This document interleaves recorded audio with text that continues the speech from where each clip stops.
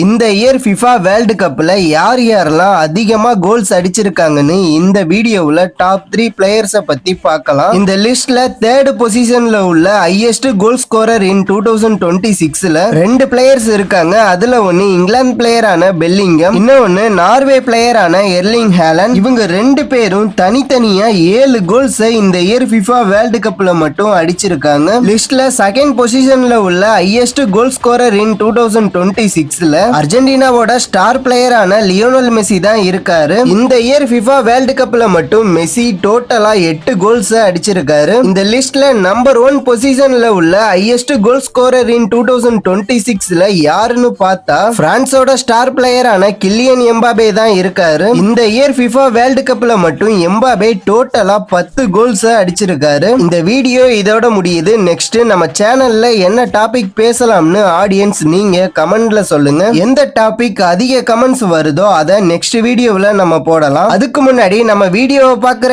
எல்லாரும் ஒரே ஒரு சப்ஸ்கிரைப் மட்டும் பண்ணி வச்சுக்கோங்க.